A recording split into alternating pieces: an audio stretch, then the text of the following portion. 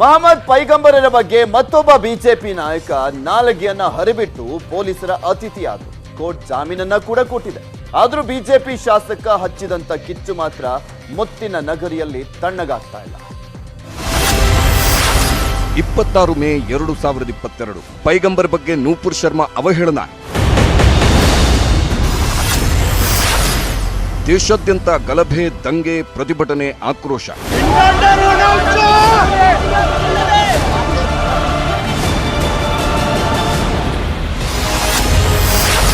ಈಗ ಬಿಜೆಪಿ ಶಾಸಕನಿಂದ ಪೈಗಂಬರ್ ಬಗ್ಗೆ ಅವಹೇಳನ. ಹೊತ್ತಿ ಉರಿಯುತ್ತಿದೆ ಮುತ್ತಿನ ನಗರಿ ಹೈದರಾಬಾದ್.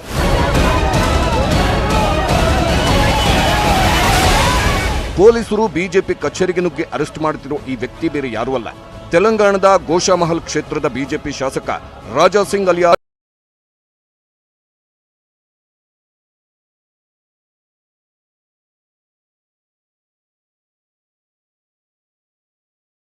ಅದೆಂತಹ ಅವಹೇಳನಕಾರಿ ಹೇಳಿಕೆ ಕೊಟ್ಟಿದ್ರು, ಅದೇ ಹೇಳಿಕೆಯನ್ನ ಈ ರಾಜಾ ಸಿಂಗ್ ನಿನ್ನೆ ರಿಪೀಟ್ ಮಾಡಿದ್ರು.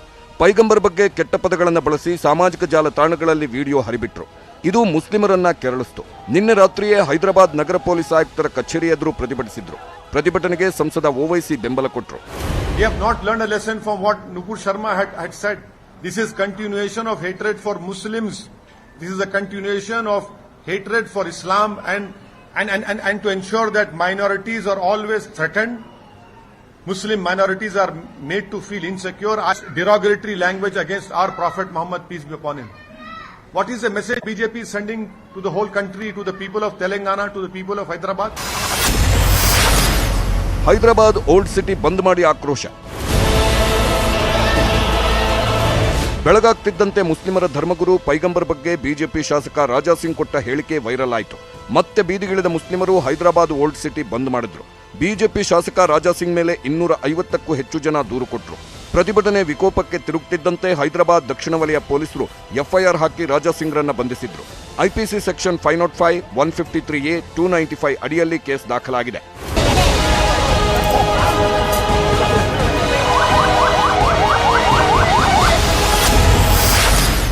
ಬಿಜೆಪಿಯಿಂದ ಶಾಸಕ ರಾಜಾ ಸಿಂಗ್ ಅಮಾನತು. ಎಫ್ಐಆರ್ ಹಾಕಿ ಬಂಧನ ಮಾಡುತ್ತಿದ್ದಂತೆ ಬಿಜೆಪಿಯಿಂದ ರಾಜಾ ಸಿಂಗ್ರನ್ನ ಅಮಾನತು ಮಾಡಲಾಗಿದೆ.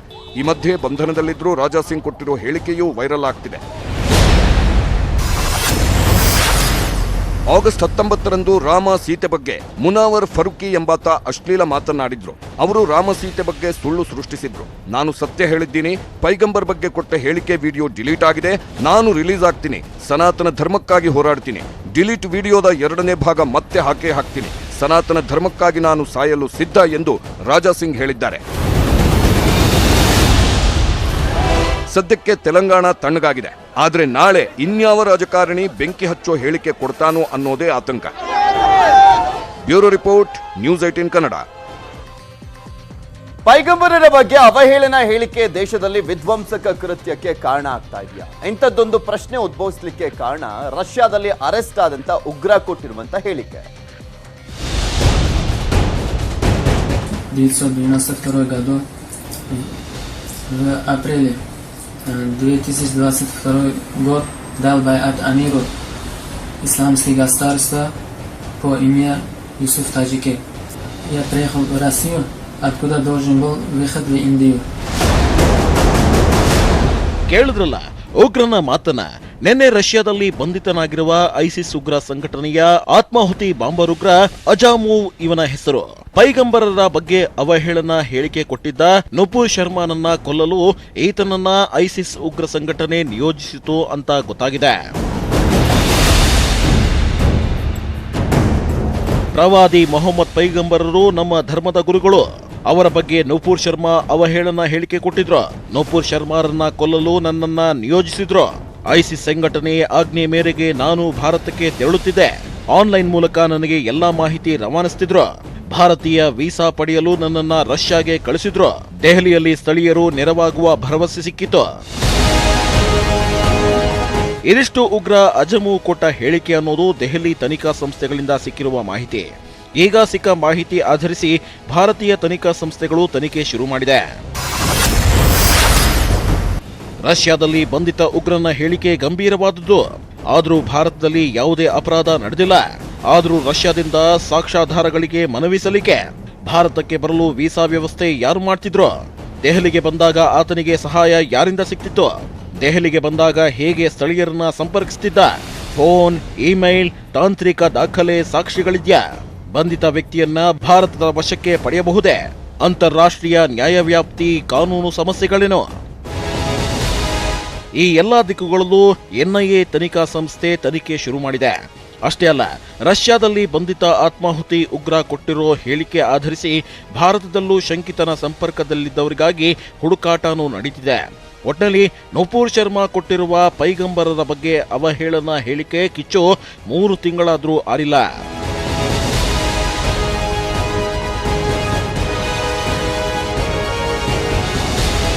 ನೂಪುರ್ ವಿರುದ್ಧ ದೇಶಾದ್ಯಂತ ಪ್ರತಿಭಟನೆ ಕಿಚ್ಚು ಹಬ್ಬಿಸಿತ್ತು. ಉದಯ್ಪುರದಲ್ಲಿ ಟೈಲರ್ ಕನ್ನಯ್ಯಲಾಲ್ ಹತ್ಯೆ ನಡೆಯಿತು. ಮಹಾರಾಷ್ಟ್ರದಲ್ಲಿ ಉದ್ಯಮಿ ಉಮೇಶ್ ಹತ್ಯೆ ಆಯಿತು. ಮಧ್ಯಪ್ರದೇಶದಲ್ಲಿ ಅಂಕಿತ್ ಎಂಬಾತನಿಗೆ ಚಾಕು ಇರಿದ್ರು.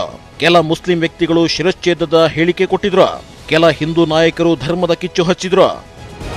ಈಗ ಆತ್ಮಾಹುತಿ ಬಾಂಬರ್ ದಾಳಿ ಸುದ್ದಿವರೆಗೂ ಬಂದಿದ್ದು ಭಾರತ ಧರ್ಮ ಸಂಕಟದಲ್ಲಿ ಸಿಲುಕಿದೆ ಅನ್ನೋದಕ್ಕೆ ಇದಕ್ಕಿಂತ ಬೇರೆ ಉದಾಹರಣೆ ಬೇಕಿಲ್ಲ.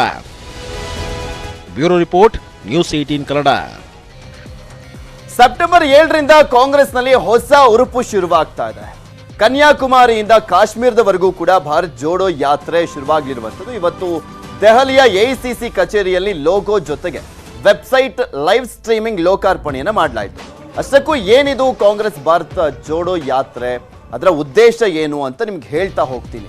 ಯಾಕಂದ್ರೆ ಈ ಒಂದು ಭಾರತ್ ಜೋಡೋ ಯಾತ್ರೆಯನ್ನ ಕ್ವಿಟ್ ಇಂಡಿಯಾ ಲೆವೆಲ್ಗೆ, ಅಂದ್ರೆ ಕ್ವಿಟ್ ಇಂಡಿಯಾ ಚಳುವಳಿ ನಡೆದಿತ್ತಲ್ಲ, ಆ ರೀತಿಯಾಗಿ ಆಯೋಜನೆ ಮಾಡಲಾಗ್ತದೆ. ಆ ರೀತಿಯಾಗಿ ಭಾರತಕ್ಕೆ ಶಕ್ತಿ ಕೊಡುವಂತ ನಿಟ್ಟಿನಲ್ಲಿ, ಕಾರ್ಯಕರ್ತರನ್ನ ಉತ್ಸಾಹವನ್ನ, ಅಂದ್ರೆ ಅವರಿಗೆ ಹುಮ್ಮಸ್ಸನ್ನ ಕೊಡುವಂತ ನಿಟ್ಟಿನಲ್ಲಿ ಆಯೋಜನೆ ಮಾಡಲಾಗ್ತಾ ಇದೆ ಅಂತ ಕಾಂಗ್ರೆಸ್ ನಾಯಕರು ಹೇಳ್ತಾ ಇರುವಂತದ್ದು. ಭಾರತ್ ಜೋಡೋ ಯಾತ್ರೆ ಏನು ಉದ್ದೇಶ ನಾನು ನಿಮ್ಗೆ ಎಕ್ಸ್ಪ್ಲೈನ್ ಮಾಡ್ತಾ ಹೋಗ್ತೀನಿ. ಸೆಪ್ಟೆಂಬರ್ 7ರಿಂದ ಭಾರತ್ ಜೋಡೋ ಯಾತ್ರೆ ಆರಂಭವಾಗ್ತಾ ಇರುವಂತದ್ದು. ಕನ್ಯಾಕುಮಾರಿಯಿಂದ ಕಾಶ್ಮೀರದವರೆಗೂ ಯಾತ್ರೆಯನ್ನ ಮಾಡಲಾಗ್ತಾ ಇದೆ. ರಾಹುಲ್ ಗಾಂಧಿ ಅವರ ನೇತೃತ್ವದಲ್ಲಿ 12 ರಾಜ್ಯಗಳು 2 ಕೇಂದ್ರಾಡಳಿತ ಪ್ರದೇಶದಲ್ಲಿ ಯಾತ್ರೆ ಸಾಗಲಿರುವಂಥದ್ದು. ಇಲ್ಲಿ ಒಟ್ಟು 3,500 ಕಿಲೋಮೀಟರ್ನ ಭಾರತ್ ಜೋಡೋ ಯಾತ್ರೆ, 3,500 ಕಿಲೋಮೀಟರ್ ಭಾರತದ 14 ರಾಜ್ಯಗಳು ಟೋಟಲ್ ಆಗಿ ಸಂಚರಿಸಲಿರುವಂಥದ್ದು. ಯಾತ್ರೆ ವೇಳೆ ಕಾಂಗ್ರೆಸ್ ಧ್ವಜವನ್ನ ಹೆಚ್ಚು ಬಳಕೆ ಮಾಡ್ತಾ ಇಲ್ಲ. ಇಲ್ಲಿ ಕಾಂಗ್ರೆಸ್ ಧ್ವಜದ ಬದಲಾಗಿ ತ್ರಿವರ್ಣ ಧ್ವಜವನ್ನ ಬಳಸಲಿಕ್ಕೆ ನಿರ್ಧಾರವನ್ನ ಮಾಡಲಾಗ್ತಾ ಇದೆ 3,500 ಕಿಲೋಮೀಟರ್ನಲ್ಲೂ ಕೂಡ. ಉದ್ದೇಶ ಏನು ಅಂತ ನೋಡಿದಾದ್ರೆ, ಒಂದೇ ಭಾರತಕ್ಕಾಗಿ ಒಂದಾಗಬೇಕು ಎಂಬ ಘೋಷಣಾ ವಾಕ್ಯದ ಅಡಿಯಲ್ಲಿ ಭಾರತ್ ಜೋಡೋ ಯಾತ್ರೆಯನ್ನು ಮಾಡಲಾಗ್ತದೆ. ಕಾಂಗ್ರೆಸ್ ಅಸ್ತಿತ್ವ ಕಳೆದುಕೊಂಡ ರಾಜ್ಯಗಳಲ್ಲಿ ಪ್ರಮುಖವಾಗಿ ಯಾತ್ರೆ ಸಾಗ್ತಾ ಇರುವಂಥದ್ದು.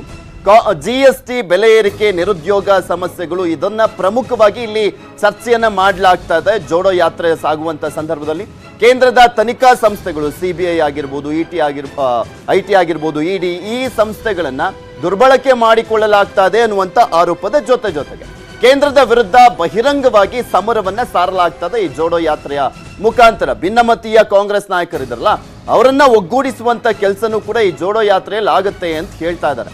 2023ರಲ್ಲಿ 7 ರಾಜ್ಯಗಳಲ್ಲಿ ವಿಧಾನಸಭೆ ಚುನಾವಣೆ ನಡೀತಾ ಇದೆ. ಆ ವಿಧಾನಸಭೆ ಚುನಾವಣೆ ನಡೀತಾ ಇದೆಯಲ್ಲ, ಆ ರಾಜ್ಯಗಳ ಮೇಲೆ ಕಣ್ಣಿಟ್ಟಿದೆ ಕಾಂಗ್ರೆಸ್. 2024ರ ಲೋಕಸಭೆ ಚುನಾವಣೆಗೂ ಕೂಡ ಸರ್ವ ಸಿದ್ಧತೆಯನ್ನ ನಡೆಸುವಂತದ್ದು ಮೂಲ ಉದ್ದೇಶ ಆಗಿದೆ ಈ ಜೋಡೋ ಯಾತ್ರೆದು. ಇನ್ನು ಕರ್ನಾಟಕದಲ್ಲಿ ಯಾವ ರೀತಿಯಾಗಿ ಇರುತ್ತೆ ಈ ಜೋಡೋ ಯಾತ್ರೆ ಅಂತ ನೋಡೋದಾದ್ರೆ, ರಾಜ್ಯದಲ್ಲಿ ಒಟ್ಟು 21 ದಿನ ಭಾರತ್ ಜೋಡೋ ಯಾತ್ರೆ ಸಾಗಲಿರುವಂತದ್ದು.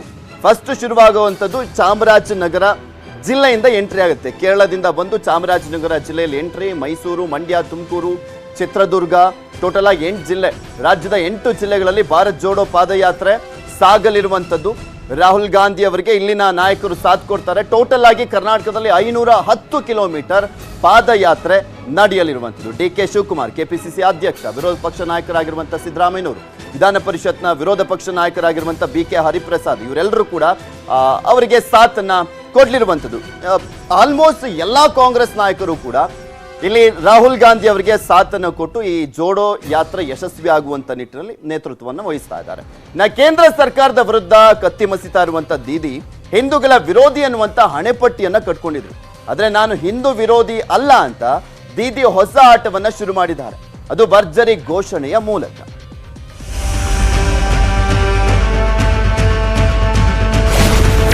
2024 ಟಾರ್ಗೆಟ್ ಮಾಡಿ ಒಂದೇ ಕಲ್ಲಲ್ಲಿ 2 ಹಕ್ಕಿ.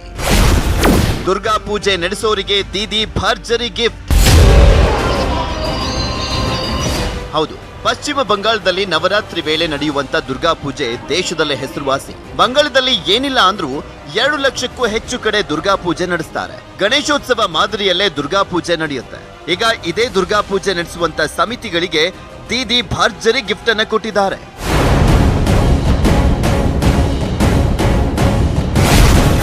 ಸೆಪ್ಟೆಂಬರ್ 30ರಿಂದ ಅಕ್ಟೋಬರ್ 5ರವರೆಗೆ ಬಂಗಾಳದಲ್ಲಿ ದುರ್ಗಾ ಪೂಜೆ ನಡೆಯುತ್ತೆ.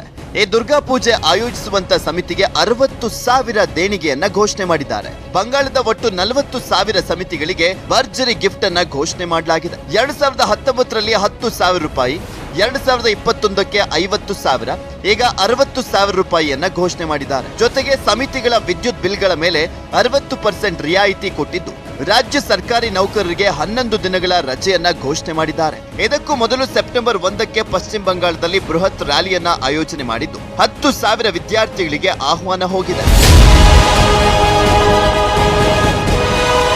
ಮಮತಾ ಬ್ಯಾನರ್ಜಿ ಈ ಘೋಷಣೆ ಹಿಂದೆ 2024 ಲೋಕಸಭೆ ಚುನಾವಣೆ ಟಾರ್ಗೆಟ್ ಅನ್ನೋದು ಈಗ ಜಗಜ್ಜಾಹೀರಾಗಿದೆ. ಬಂಗಾಳದಲ್ಲಿ ದೀದಿ ವಿರುದ್ಧ ಬಿಜೆಪಿ ಗಂಭೀರ ಆರೋಪ ಮಾಡ್ತಾ ಇದೆ. ಸಿಎಂ ಬ್ಯಾನರ್ಜಿ ಹಿಂದೂ ವಿರೋಧಿ ಅಂತ ಬಿಜೆಪಿ ಪ್ರಚಾರವನ್ನ ಮಾಡ್ತಾ ಇದೆ. ಈಗ ಹಿಂದೂ ವಿರೋಧಿ ಹಣೆಪಟ್ಟಿಯನ್ನ ಕಳಚಿಕೊಳ್ಬೇಕು. ಪಶ್ಚಿಮ ಬಂಗಾಳದಲ್ಲಿ ಒಟ್ಟು 42 ಲೋಕಸಭೆ ಕ್ಷೇತ್ರವಿದ್ದು ಬಿಜೆಪಿ 18, ಕಾಂಗ್ರೆಸ್ 2, ಟಿಎಂಸಿ 22 ಕ್ಷೇತ್ರವನ್ನ ಗೆದ್ದಿದೆ. 2024ರ ಲೋಕಸಭೆಯಲ್ಲಿ ಬಿಜೆಪಿ ಸಂಖ್ಯೆ ಇಳಿಸಬೇಕು. ಹೀಗಾಗಿ ದುರ್ಗಾ ಪೂಜೆಗೂ ದೀದಿ ಭರ್ಜರಿ ಉಡುಗೊರೆಯನ್ನ ಕೊಟ್ಟು ಒಂದು ಕಲ್ಲಲ್ಲಿ 2 ಹಕ್ಕಿಗೆ ಗುರಿ ಇಟ್ಟಿದ್ದಾರೆ. ನೋಡೋಣ, ದೀದಿ ದುರ್ಗಾ ಪೂಜೆ ಉಡುಗೊರೆ 2024ಕ್ಕೆ ಟಿಎಂಸಿಗೆ ಕೈ ಹಿಡಿಯುತ್ತಾ ಅಂತ. Bureau report, news 18 Kannada. ರಾಜ್ಯ ಸರ್ಕಾರ ಎಸಿಬಿ ಮತ್ತು ಲೋಕಾಯುಕ್ತ ವಿಷಯದಲ್ಲಿ ಹೊಸ ಆಟ ಶುರು ಮಾಡದಂತೆ ಕಾಣಿಸ್ತಾ ಇದೆ. ಹೈಕೋರ್ಟ್ ಆದೇಶವನ್ನ ಸುಪ್ರೀಂ ಕೋರ್ಟ್ಗೆ ತಗೊಂಡು ಹೋಗಿದ್ದು ಸರ್ಕಾರದ ಕೈವಾಡ ಇಲ್ಲ ಅಂತ ಮುಖ್ಯಮಂತ್ರಿಗಳು ಒಂದ್ ಕಡೆ ಸ್ಪಷ್ಟನೆಯನ್ನ ಕೊಡ್ತಿದ್ದಾರೆ. ಕರ್ನಾಟಕದಲ್ಲಿ ಭ್ರಷ್ಟಾಚಾರ ನಿಗ್ರಹ ದಳವನ್ನ ಹೈಕೋರ್ಟ್ ರದ್ದುಗೊಳಿಸಿದೆ. ಎಲ್ಲಾ ಪ್ರಕರಣಗಳನ್ನು ಲೋಕಾಯುಕ್ತಕ್ಕೆ ವರ್ಗಾವಣೆ ಮಾಡಿ ಅಂತ ಹೇಳಲಾಗಿದೆ. ಆದರೆ ಕರ್ನಾಟಕ ಹೈಕೋರ್ಟ್ ಆದೇಶ ಪ್ರಶ್ನಿಸಿ ಸುಪ್ರೀಂ ಕೋರ್ಟ್ಗೆ ಇವತ್ತು ಮೇಲ್ಮನವಿ ಸಲ್ಲಿಕೆಯಾಗಿದೆ. ಅದು ಕನಕರಾಜು ಅನ್ನುವ ವ್ಯಕ್ತಿಯೊಬ್ಬರು ವಕೀಲ ಅಶೋಕ್ ಪ್ರಾಣಿಗ್ರಾಹಿ ಅನ್ನೋರ ಮೂಲಕ ಸುಪ್ರೀಂ ಕೋರ್ಟ್ಗೆ ಅರ್ಜಿ ಹಾಕಿದ್ದಾರೆ. ಮುಖ್ಯ ನ್ಯಾಯಮೂರ್ತಿ ಎನ್ವಿ ರಮಣ, ನ್ಯಾಯಮೂರ್ತಿಗಳಾದ ಹಿಮಾ ಕೊಹ್ಲಿ, ಸಿಟಿ ರವಿಕುಮಾರ್ ಪೀಠದ ಮುಂದೆ ಖಾಸಗಿ ಅರ್ಜಿ ಸಲ್ಲಿಕೆಯಾಗಿದ್ದು ಶೀಘ್ರದಲ್ಲೇ ವಿಚಾರಣೆಯೂ ನಡೆಯಲಿದೆ. ಸುಪ್ರೀಂಗೆ ಅರ್ಜಿ ಸಲ್ಲಿಕೆ ಸರ್ಕಾರದ ಜಾಣ ನಡೆ. ಮುಖ್ಯಮಂತ್ರಿಗಳು ಗೃಹ ಸಚಿವರ ದ್ವಂದ್ವ ಹೇಳಿಕೆ. ಎಸಿಬಿ ರದ್ದುಗೊಳಿಸಿದ್ದ ಹೈಕೋರ್ಟ್ ಆದೇಶ ಪ್ರಶ್ನಿಸಿ ಸುಪ್ರೀಂ ಕೋರ್ಟ್ಗೆ ಅರ್ಜಿ ಹೋಗಿದೆ. ಆದರೆ ವಿಷಯನೇ ಗೊತ್ತಿಲ್ಲ ಅಂತಿದ್ದಾರೆ ಗೃಹ ಸಚಿವರು. ಖಾಸಗಿ ವ್ಯಕ್ತಿ ಹಾಕಿದ್ದು ಸರ್ಕಾರ ಎಂಟ್ರಿ ಇಲ್ಲ ಅಂತಿದ್ದಾರೆ ಮುಖ್ಯಮಂತ್ರಿಗಳು. ಇನ್ನು ಮಾಜಿ ಸಿಎಂ ಸಿದ್ದರಾಮಯ್ಯ ಮಾತನಾಡಿದ್ದು ಕೋರ್ಟ್ ತೀರ್ಮಾನಕ್ಕೆ ಬಿಟ್ಟಿದ್ದು ಅಂತಿದ್ದಾರೆ. ಹೈಕೋರ್ಟ್ ಆರ್ಡರ್ನನ್ನು ಹೆಂಗೆ ಇಂಪ್ಲಿಮೆಂಟ್ ಮಾಡಬೇಕನ್ನುವಂಥ ಪ್ರಕ್ರಿಯೆ ಈಗಾಗಲೇ ನಡೆದಿದೆ. ಹೀಗಾಗಿ ನಾವು ಅಲ್ಲಿ ಅಪೀಲ್ ಹೋಗೋ ಪ್ರಶ್ನೆನೇ ಇಲ್ಲ. ಅಪೀಲ್ ಹೋಗಬಾರ್ದು ಅಂತಲೇ ಮೊದಲನೇ ದಿವಸನೇ ನಾವು ಕ್ಯಾಬಿನೆಟಲ್ಲಿ ತೀರ್ಮಾನ ಮಾಡಿದ್ದೇವೆ. That is only stands. ಅವ್ರು ಯಾರೋ ಹೋಗಿರೋದಕ್ಕೆ ನಮಗೇನು ಸಂಬಂಧ ಇಲ್ಲ. ಬಿಜೆಪಿಯ ಪ್ರಣಾಳಿಕೆಯಲ್ಲಿ ನಾವು ಲೋಕಾಯುಕ್ತ ಬಲಪಡಿಸ್ತೀವಿ ಅನ್ನುವಂಥದ್ದು ಇದೆ. ಹಾಗೆ ನಾವು ಹೋಗೋದ್ರಲ್ಲಿ ಅರ್ಥ ಆಗಿದೆ. ಚರ್ಚೆ ಆಗಿದೆ, ಹೋಗಬಾರ್ದು ಅಂತ ಆಗಿದೆ. ಬಹಳ ಮಾಡಿ ನಮ್ಮ ಸರ್ಕಾರ ನಾವು ಅದು ಒಪ್ಪಿಕೊಂಡಿದ್ದೀನಿ ಅಂತ ಹೇಳಿದ್ದೀನಿ. ನಾನಂತೂ ಅಪೀಲ್ ಹೋಗಲ್ಲ, ಗೊತ್ತಾಯ್ತಾ? ಕೋರ್ಟ್ ಏನ್ ತೀರ್ಮಾನ ಕೊಡ್ತದೆ ಅದಕ್ಕೆ ಒಪ್ಪಿಗೆ ನಮ್ಮ. ಎಸಿಬಿ ರದ್ದುಗೊಳಿಸಿದ್ರೆ ಈಗಿರುವ ಬಿಜೆಪಿ ಸರ್ಕಾರಕ್ಕೆ ಹಿನ್ನಡೆ, ಲೋಕಾಯುಕ್ತಕ್ಕೆ ಶಕ್ತಿ ಸಿಕ್ಕಿದ್ರೆ ಕಾಂಗ್ರೆಸ್ಗೆ ಹಿನ್ನಡೆ. ಹೀಗಾಗಿ ಬಿಜೆಪಿ ಕಾಂಗ್ರೆಸ್ ಜಾಣ ನಡೆ ಇಡ್ತಿದ್ದು ಸುಪ್ರೀಂ ಕೋರ್ಟ್ ತೀರ್ಪು ಏನ್ ಬರುತ್ತೋ ಏನೋ. Bureau report, news 18 Kannada. ಕೊಡಗಿನಲ್ಲಿ ನಿಷೇಧಾಜ್ಞೆ ಜಾರಿಯಾಗಿದೆ. ನಿಷೇಧಾಜ್ಞೆ ಮಧ್ಯೆ ರಾಜಕಾರಣಿಗಳ ಲಾಭ ನಷ್ಟದ ಲೆಕ್ಕಾಚಾರನೂ ಕೂಡ ನಡೀತಾ ಇದೆ. ಆದರೆ ಜನರ ಶಾಂತಿ ಸುವ್ಯವಸ್ಥೆ ಮುಖ್ಯವೇ ಹೊರತು ರ್ಯಾಲಿಗಳಲ್ಲ ಅನ್ನುವಂಥ ಮನಸ್ಥಿತಿ ಯಾವ ರಾಜಕಾರಣಿ ಬಾಯಲ್ಲೂ ಕೂಡ ಬರ್ತಾ ಇಲ್ಲ. ಶಾಂತಿ, ನೆಮ್ಮದಿ, ಕಾನೂನು ಪಾಲನೆಗೆ ಆದ್ಯತೆ. ಸರ್ಕಾರದಿಂದ ನಿಷೇಧಾಜ್ಞೆ ಅಸ್ತ್ರ, ನಾಯಕರ ಕಚ್ಚಾಟ. ರಾಜಕೀಯ ರ್ಯಾಲಿ ಸಮಾವೇಶಗಳಲ್ಲಿ ಪಿಎಫ್ಐ ಕಿರಿಕ್ ಮಾಡಬಹುದು, ರಾಜಕೀಯ ನೆಪದಲ್ಲಿ ಗಲಾಟೆ ಆಗೋ ಸಾಧ್ಯತೆಗಳಿವೆ ಎಂಬುದು ಕೇಂದ್ರ ಗುಪ್ತಚರ ಇಲಾಖೆ ವರದಿ. ಈ ಅಲರ್ಟ್ ಬೆನ್ನಲ್ಲೇ ಸರ್ಕಾರ ಕೊಡಗಿನಲ್ಲಿ ನಿಷೇಧಾಜ್ಞೆ ಹೇರಿದೆ. ಈ ನಿಷೇಧಾಜ್ಞೆ ಮೇಲ್ನೋಟಕ್ಕೆ ಕಾಂಗ್ರೆಸ್ ಪಾದಯಾತ್ರೆಗೆ ಬ್ರೇಕ್ ಹಾಕ್ತು ಅಂತಾನೆ ಇದ್ರೂ ಅದು ಬಿಜೆಪಿ ಸಮಾವೇಶದ ಮೇಲೂ ಪರಿಣಾಮ ಬೀರಿದೆ. ಎರಡೂ ಪಕ್ಷಗಳ ಲಾಭ ನಷ್ಟಗಳ ಲೆಕ್ಕಾಚಾರದಲ್ಲೇ ಕಚ್ಚಾಟಗಳು ಶುರುವಾಗಿದೆ. ಕಾಂಗ್ರೆಸ್ನ ಭಯದಿಂದಲೇ ಸರ್ಕಾರ ಈ ತೀರ್ಮಾನ ಕೈಗೊಂಡಿದೆ ಅನ್ನೋದು ಸಿದ್ದು ಆರೋಪ. ಉದ್ದೇಶಪೂರ್ವಕವಾಗಿ ಮಾಡಿರ್ತಕ್ಕಂಥದ್ದು, ನನಗೆ ಪ್ರಿವೆಂಟ್ ಮಾಡಲಿಕ್ಕೆ ಮಾಡಿರ್ತಕ್ಕಂಥದ್ದು, ನನ್ನ ವರ್ಚಸ್ಸನ್ನು ಕುಂದಿಸ್ಲಿಕ್ಕೋಸ್ಕರವಾಗಿ ಮಾಡಿರ್ತಕ್ಕಂಥದ್ದು. ಯಾವ ಭಯ ಯಾವುದೂ ಇಲ್ಲ. ಜನರ ಶಾಂತಿ ನೆಮ್ಮದಿ ಮುಖ್ಯ. ಆ ಕಾರಣಕ್ಕಾಗಿ ಸೆಕ್ಷನ್ ಜಾರಿ ಮಾಡಲಾಗಿದೆ. According to me this is a government sponsor protest. Government sponsor protest. ಅವೆಲ್ಲವೂ ಶುದ್ಧ ಸುಳ್ಳು. ಮತ್ತೀಗಾಗಲೇ ತನಿಖೆ ಆದೇಶ ಮಾಡಿದ್ದೇವೆ ಮತ್ತು ಅವರ ರಕ್ಷಣೆಯನ್ನು ಕೂಡ ಕೊಟ್ಟಿದ್ದೇವೆ.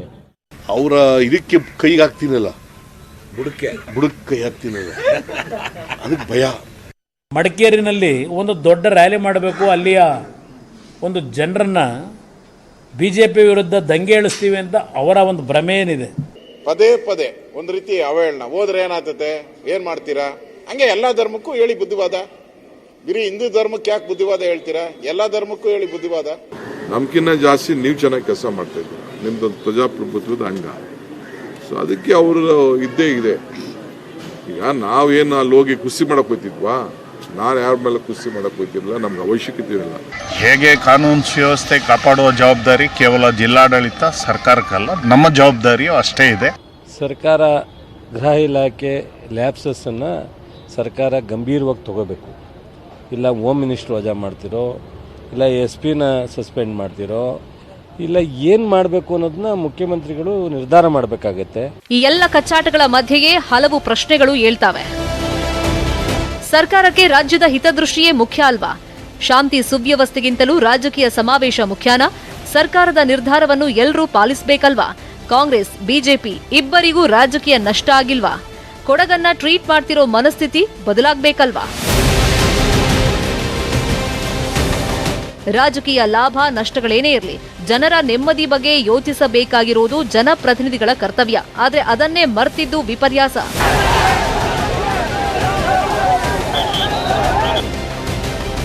Bureau report. ಬಿಜೆಪಿಗೆ ಸಾವರ್ಕರ್ ದೇಶ ಪ್ರೇಮಿ, ಕಾಂಗ್ರೆಸ್ ಪಾಲಿಗೆ ಸಾವರ್ಕರ್ ದೇಶದ್ರೋಹಿ. ಹೀಗಾಗಿನೇ ಸಾವರ್ಕರ್ ಹೆಸರಲ್ಲಿ ರಾಜಕೀಯ ಸಮರಕ್ಕೆ ರಾಜ್ಯದಲ್ಲಿ ಮತ್ತೆ ನಾಂದಿ ಹಾಡಿದ್ದಾರೆ. ಈ ಸ್ಟೋರಿ ನೋಡಿ, ನಿಮ್ಗೆ ಗೊತ್ತಾಗುತ್ತೆ.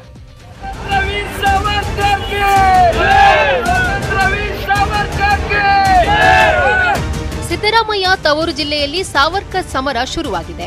ಸಾವರ್ಕರ್ ರಥಯಾತ್ರೆಗೆ ಯಡಿಯೂರಪ್ಪನವರೇ ಚಾಲನೆ ಕೊಡುವ ಮೂಲಕ ಕಾಂಗ್ರೆಸ್ಗೆ ಟಕ್ಕರ್ ಕೊಟ್ಟಿದ್ದಾರೆ.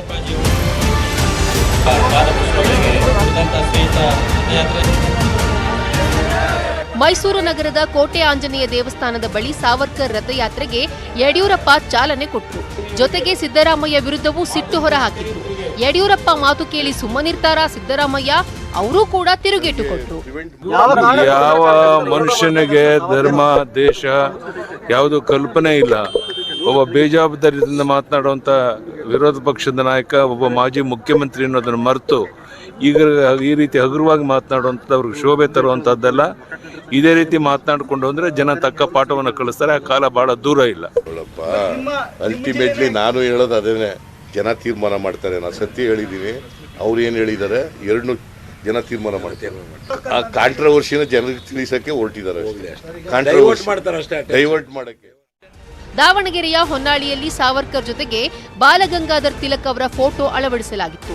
ಧಾರವಾಡದ ಅಮ್ಮಿನಬಾವಿ ಜಾತ್ರೆಯಲ್ಲಿ ಸಾವರ್ಕರ್ ಭಾವಚಿತ್ರ ರಾರಾಜಿಸಿತ್ತು. ಬೆಳಗಾವಿ ಜಿಲ್ಲೆಯ ರಾಮದುರ್ಗ ಪಟ್ಟಣದ ಯಾನಂಪೇಟೆಯಲ್ಲಿ ನಡೆದ ಜಾತ್ರೆಯಲ್ಲಿ ವೀರ ಸಾವರ್ಕರ್ ಪರ ಘೋಷಣೆ ಮೊಳಗಿತು. ಶಿವಮೊಗ್ಗ ಪಾಲಿಕೆ ಆಡಳಿತ ಪಕ್ಷದ ನಾಯಕ SN ಚನ್ನಬಸಪ್ಪ ತಮ್ಮ ಕಚೇರಿಯಲ್ಲಿ ಸಾವರ್ಕರ್ ಫೋಟೋ ಅಳವಡಿಸಿದ್ರು. ಉಡುಪಿ ಬ್ರಹ್ಮಗಿರಿ ಸರ್ಕಲ್ನಲ್ಲಿ ಸಾವರ್ಕರ್ ಪುತ್ಥಳಿ ನಿರ್ಮಿಸುವಂತೆ ಹಿಂದೂ ಮಹಾಸಭಾ, ಹಿಂದೂ ಜಾಗರಣ ವೇದಿಕೆ ನಗರಸಭೆಗೆ ಮನವಿ ಮಾಡಿದೆ. ಒಟ್ಟಲ್ಲಿ ಒಂದರ ಹಿಂದೆ ಒಂದು ವಿವಾದಗಳು ರಾಜ್ಯದಲ್ಲಿ ಶುರುವಾಗ್ತಾನೆ ಇದ್ದು ಯಾವಾಗ ಅಂತ್ಯವಾಗುತ್ತೋ ದೇವ್ರೇ ಬಲ್ಲ. Bureau report, news 18 Kannada. ರಾಜ್ಯದಲ್ಲಿ ಸಾರ್ವಜನಿಕ ಗಣೇಶೋತ್ಸವಕ್ಕೆ ಹೊಸ ಸೂಚನೆಯನ್ನ ರಾಜ್ಯ ಸರ್ಕಾರ ಬಿಡುಗಡೆ ಮಾಡಿದೆ. ಅರ್ಜಿ ಬಂದ 3 ದಿನಗಳ ಒಳಗಡೆ ಪರವಾನಗಿಯನ್ನ ಪಡಿಬೇಕು. ಹೈಟೆನ್ಷನ್ ವೈರ್ ಇರುವಂತ ಕಡೆ ಗಣೇಶನನ್ನ ಕೂರಿಸುವಂತಿಲ್ಲ. ಸ್ಥಳೀಯ ನಾಗರಿಕರ ಜೊತೆ ಸೌಹಾರ್ದಯುತವಾಗಿ ಸಭೆಯನ್ನ ನಡೆಸಬೇಕು ಅಂತ ರಾಜ್ಯ ಸರ್ಕಾರ ಮಾರ್ಗಸೂಚಿಯಲ್ಲಿ ಹೇಳಿರುವಂಥದ್ದು. ಪೊಲೀಸು ಸ್ಥಳೀಯ ಸಂಸ್ಥೆಗಳ ಅನುಮತಿಯನ್ನ ಪಡೆಯುವಂಥದ್ದು ಕಡ್ಡಾಯ. ಇಲ್ಲಿ ಗಣೇಶನನ್ನ ಕೂರಿಸುವಂತ ಸಂದರ್ಭದಲ್ಲಿ ಆಯೋಜಕರು ನಿಗದಿತ ನಮೂನೆಯಲ್ಲಿ ಅರ್ಜಿಯನ್ನ ಸಲ್ಲಿಸಬೇಕು. ಜಂಟಿ ತಪಾಸಣೆ ನಡೆಸಿದ ನಂತರ 3 ದಿನದಲ್ಲಿ ಅನುಮತಿಗೆ ಕ್ರಮವನ್ನ ಕೈಗೊಳ್ಳಲಾಗುತ್ತೆ. ಸಾರ್ವಜನಿಕ ಸುರಕ್ಷತೆ, ಪರಿಸರ ಮಾಲಿನ್ಯ ಉಂಟಾಗದ ರೀತಿಯಲ್ಲಿ ಕ್ರಮವನ್ನ ಕೈಗೊಳ್ಳಲಿಕ್ಕೆ ಸೂಚನೆಯನ್ನು ನೀಡಲಾಗಿದೆ. ಅಗತ್ಯ ಇದ್ರೆ ಸಿಸಿಟಿವಿ ಅಳವಡಿಕೆಗೆ ಆಯೋಜಕರಿಗೆ ಸೂಚನೆಯನ್ನ ನೀಡುವಂತ ಪರಮಾಧಿಕಾರವನ್ನ ಕೂಡ ನೀಡಲಾಗಿದೆ. ಇಲ್ಲಿ ಪ್ರಮುಖವಾಗಿ ಯಾಕೆ ಸಿಸಿಟಿವಿ ಅಂದ್ರೆ ಸಾಕಷ್ಟು ಕಡೆ ಗಲಾಟೆಗಳೆಲ್ಲ ಆಗತ್ತೆ. ಸೊ ಈ ಕಾರಣಕ್ಕೋಸ್ಕರ ಮುಂಚೆನೆ ಆ ಗಲಾಟೆ ಆಗಬಹುದಾದಂತ ಚಾನ್ಸಸ್ ಇರುವಂತ ಗಣೇಶ ಪೆಂಡಾಲ್ ಇರುತ್ತಲ್ಲ, ಅಲ್ಲೊಂದು ಸಿಸಿಟಿವಿ ಅಳವಡಿಸಿ ಅಂತ ಸೂಚನೆಯನ್ನ ಕೊಟ್ಟಿದ್ದಾರೆ. ಅಗರಾಷ್ಟ್ರೀಯ ವಾರ್ತೆ ಮುಂದುವರಿಯುತ್ತೆ ಮತ್ತೊಂದು ಚಿಕ್ಕ ಬ್ರೇಕ್ ಆದ್ಮೇಲೆ.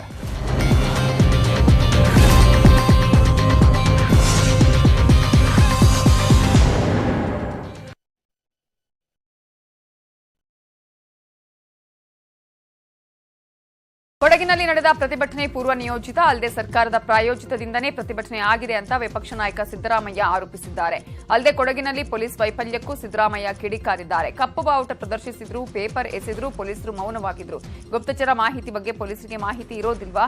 ನಾನು ಹೋದ ಕಡೆ ಎಲ್ಲ ಪ್ರತಿಭಟನೆ ಮಾಡುದು, ಎಸ್ಪಿಗೆ ನಾನು ಬೈದೆ, ಆದ್ರೂ ಕ್ರಮ ಕೈಗೊಂಡಿಲ್ಲ. ಇದು ಸರ್ಕಾರದ ಉದ್ದೇಶದ ಪ್ರತಿಭಟನೆ ಅನ್ಸತ್ತೆ ಅಂತ ಸರ್ಕಾರದ ವಿರುದ್ಧ ಸಿದ್ದರಾಮಯ್ಯ ವಾಗ್ದಾಳಿ ನಡೆಸಿದ್ರು.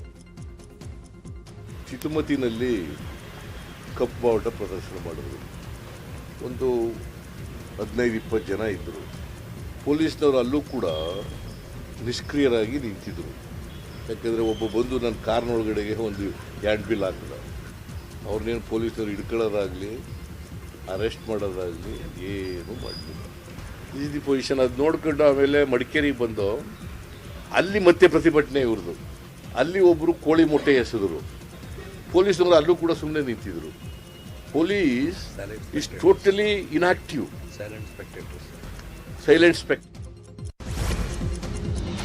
ಆಗಸ್ಟ್ 26ರಂದು ಕಾಂಗ್ರೆಸ್ ಹಮ್ಮಿಕೊಂಡಿದ್ದ ಮಡಿಕೇರಿ ಚಲೋ ಪಾದಯಾತ್ರೆಯನ್ನ ಸದ್ಯಕ್ಕೆ ಮಾಡ್ತಿಲ್ಲ ಅಂತ ಸಿದ್ದರಾಮಯ್ಯ ಘೋಷಣೆ ಮಾಡಿದ್ರು. ಪಾದಯಾತ್ರೆ ಬಗ್ಗೆ ಮುಂದಿನ ದಿನಗಳಲ್ಲಿ ನಿರ್ಧಾರ ಮಾಡ್ತೇವೆ ಅಂತ ಹೇಳಿದ್ರು. ಇನ್ನು ಕೊಡಗಿನಲ್ಲಿ 144 ಸೆಕ್ಷನ್ ಜಾರಿಯಲ್ಲಿದೆ. ನಾನು ವಿಪಕ್ಷ ನಾಯಕ, ಮಾಜಿ ಸಿಎಂ ಆಗಿ ಇದನ್ನು ಉಲ್ಲಂಘಿಸಲ್ಲ. ಮುಂದಿನ ದಿನಗಳಲ್ಲಿ ಚರ್ಚೆ ಮಾಡಿ ತೀರ್ಮಾನಿಸುತ್ತೇವೆ ಅಂತ ಸಿದ್ದರಾಮಯ್ಯ ಹೇಳಿದ್ರು. ಇನ್ನು ಕೆಪಿಸಿಸಿ ಅಧ್ಯಕ್ಷ ಡಿಕೆಶಿ ಮಾತನಾಡಿದ್ದು, ನಮ್ಮ ಹೋರಾಟಕ್ಕೆ ಯಾವಾಗಲೂ 144 ಸೆಕ್ಷನ್ ಹಾಕ್ತಾರೆ ಅಂತ ಸರ್ಕಾರದ ವಿರುದ್ಧ ಕಿಡಿಕಾರಿದ್ರು. SP ಇವರೆಲ್ಲ ಸೇರ್ಕೊಂಡು ಈಗ 144 ಸೆಕ್ಷನ್ ಕ್ಲ್ಯಾಂಪ್ ಮಾಡಿದ್ದಾರೆ. ಯಾಕಂದರೆ ಇದು ನಾವು ಅನುಮತಿ ಕೊಟ್ಟಿಲ್ಲ, ನಾವು ವಿ ಕ್ಯಾನ್ ಡೂ ಇಟ್, ಅದನ್ನು ಅಪೋಸ್ ಮಾಡಿ ಮಾಡ್ಬೋದು ಪ್ರತಿಭಟನೆಯನ್ನು. ಬಟ್ ನಾನು ವಿರೋಧ ಪಕ್ಷದ ನಾಯಕನಾಗಿ ಮತ್ತು ಮಾಜಿ ಮುಖ್ಯಮಂತ್ರಿಯಾಗಿ ನಾನು I do not want to violate ಇಲ್ಲ. ಇವತ್ತು ನಮ್ಮ ಎಲ್ಲ ಸ್ನೇಹಿತರುಗಳ ಜೊತೆ ಎಲ್ಲ ಚರ್ಚೆ ಮಾಡಿ, ನಮ್ಮ ಅಧ್ಯಕ್ಷರ ಜೊತೆ ಚರ್ಚೆ ಮಾಡಿ ಇದನ್ನು ಮುಂದೂಡೋಣ. ಯಾಕಂತಂದರೆ we should not defy orders ಅಂದರೆ ಗೌರ್ಮೆಂಟ್ ಆರ್ಡರ್ಸ್. ರಾಜಕೀಯವಾಗಿ ನಾವೇನೇ ಹೋರಾಟ ಮಾಡಿದ್ರು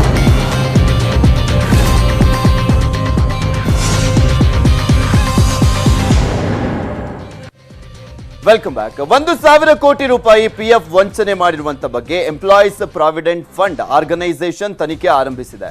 EPFO ಸಿಬ್ಬಂದಿಗಳೇ ಶಾಮೀಲಾಗಿ ನಕಲಿ ಬ್ಯಾಂಕ್ ಖಾತೆಗಳನ್ನ ಮಾಡಿಸಿಕೊಂಡು ಜೆಟ್ ಏರ್ವೇಸ್ ಸಂಸ್ಥೆಗೆ ಸೇರಿದ ಹಣವನ್ನ ಡ್ರಾ ಮಾಡಿರುವಂತ ಆರೋಪ ಇದ್ದು, ಮುಂಬೈ ಸಬ್ ಅರ್ಬನ್ ಕಚೇರಿಯ ಸಿಬ್ಬಂದಿಗಳ ವಿರುದ್ಧ ತನಿಖೆಯನ್ನ ಆರಂಭ ಮಾಡಲಾಗಿದೆ.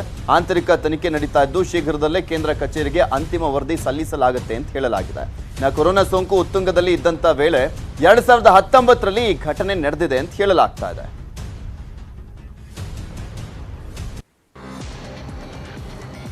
ಬೆಳಗಾವಿಯಲ್ಲಿ ಮತ್ತೆ ಚಿರತೆ ಸೆರೆಗೆ ಕೂಂಬಿಂಗ್ ಕಾರ್ಯಾಚರಣೆ ನಡೆಸಿದ್ರು. ಐನಾತಿ ಚಿರತೆ ಮಾತ್ರ ಯಾರ ಕೈಗೂ ಸಿಗ್ತಾ ಇಲ್ಲ. ಅರಣ್ಯಾಧಿಕಾರಿಗಳಿಗೆ ಚಿರತೆ ಚಳ್ಳೆಹಣ್ಣು ತಿನ್ಸಿದ್ದು. 3 ಡ್ರೋನ್ ಮೂಲಕ ಒಟ್ಟು 200ಕ್ಕೂ ಹೆಚ್ಚು ಸಿಬ್ಬಂದಿ ಚಿರತೆಗಾಗಿ ಹುಡುಕಾಟವನ್ನೇ ಮಾಡ್ತಿದ್ದಾರೆ. ಇನ್ನೊಂದು ಕಡೆ ಸಕ್ಕರೆಬೈಲ್ ಆನೆ ಬಿಡಾರದಿಂದ ಆನೆ ಮತ್ತು ನೇತ್ರ ಆನೆಗಳನ್ನ ಬೆಳಗಾವಿಗೆ ಕರೆತರಲಾಗ್ತಾ ಇದ್ದು, ಡಾರ್ಟ್ ಸ್ಪೆಷಲಿಸ್ಟ್ ಡಾಕ್ಟರ್ ವಿನಯ್ ಕೂಡ ನಾಳೆ ಆಪರೇಷನ್ ಚಿರತೆಯಲ್ಲಿ ಭಾಗಿಯಾಗ್ತಿದ್ದಾರೆ.